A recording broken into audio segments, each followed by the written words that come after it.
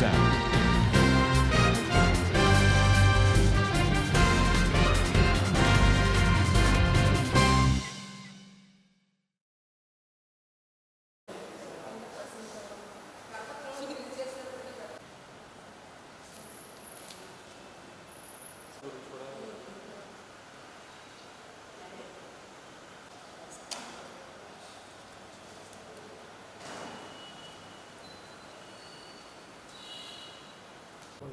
Supreme court ఇటీవలే మన రాష్ట్ర ప్రభుత్వానికి ఒక ఆదేశాలు ఇచ్చింది. ఆ ఆదేశాల్లో నేషనల్ హైవేలో ఉన్న ఏవైతే బార్ అండ్ రెస్టారెంట్లు, వైన్ షాపులు ఉన్నాయో వెంటనే దాన్ని రిమూవ్ చేయాలి, రద్దు చేయాలని చెప్పి ఆదేశాలు ఇవ్వడం జరిగింది. ఆ ఆదేశాలు పురస్కరించుకొని ఐద్వాగా రాష్ట్ర వ్యాప్తంగా కూడా పోస్ట్ కార్డుల క్యాంపెయిన్ ఇటీవల నిర్వహించడం జరిగింది.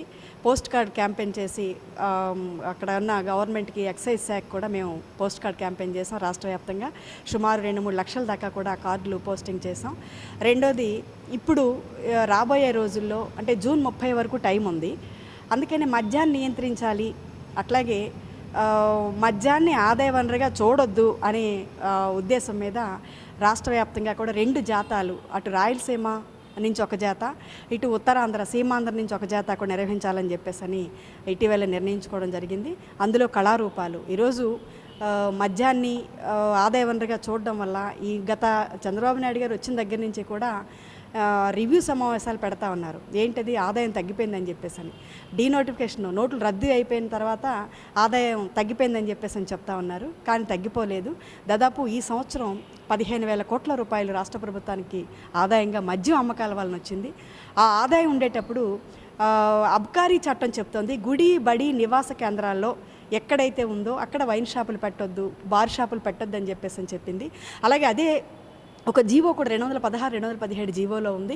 ఏదైతే మహిళలు వ్యతిరేకిస్తున్నారో వ్యతిరేకించిన చోట ఈ బార్ షాపులు పెట్టొద్దని చెప్తున్నారు. కానీ ఇటీవల రాష్ట్ర ప్రభుత్వం అనేక రకాలైన మహిళలు పోరాటం చేస్తున్నప్పుడు కూడా మన వైజాగ్లో వడ్లపూడి కేంద్రంలో లక్ష్మీపురంలో షాప్ పెడతా ఉంటే షాపును తగలబెట్టే ధోరణి కూడా, ఆ షాపులో ఉన్న మందుని మాకొద్దు బాబు, మా కాపురాలు నాశనం చేయొద్దని చెప్పి మహిళలు పెద్ద ఎత్తున రోడ్డు మీదకి వచ్చి పోరాటం చేస్తే దాని నిర్బంధం ద్వారా, అణిచివేత ద్వారా పోలీసుని ఉపయోగించుకొని రాష్ట్ర ప్రభుత్వం వేసింది. అయినప్పటికీ కూడా మహిళలు పోరాటం చేస్తున్నారు. ఈ రాష్ట్రానికి ఒక సాంప్రదాయం ఉంది.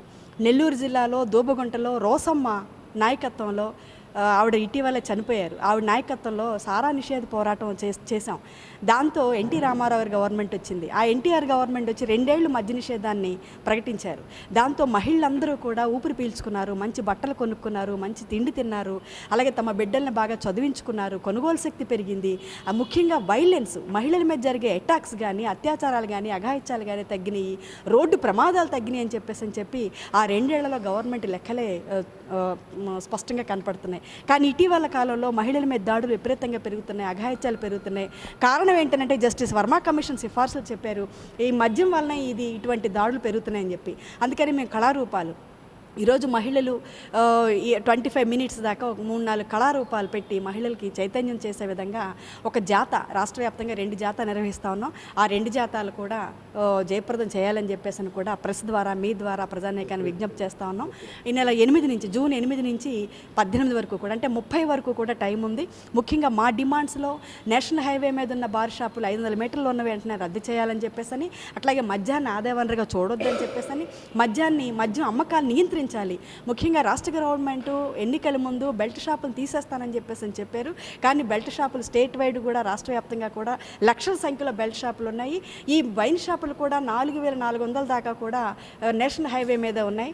జస్టిస్ చంద్రకుమార్ గారిని మనం ఒక మీటింగ్ పిలిచినప్పుడు ఆయన చెప్తున్నారు, నేను ఆ నేషనల్ హైవేలో చూస్తుంటే భోజనం చేద్దామని చెప్పి నేను ఎక్కడైనా భోజనం హోటల్ దొరుకుతుందా అని అంటే ఎక్కడా భోజన హోటల్ దొరకలేదు, వైన్ షాప్ మాత్రం అడుగడుగున వైన్ షాప్ ఉందని చెప్పి జస్టిస్ చంద్రకుమార్ గారు చెప్పిన ఘటన మనం చూసాం. అందుకని దీన్ని ఆదాయ వనరుగా చూడొద్దు, మద్యం అమ్మకాలు నియంత్రించాలని చెప్పేసి కూడా మేము డిమాండ్ చేస్తాము.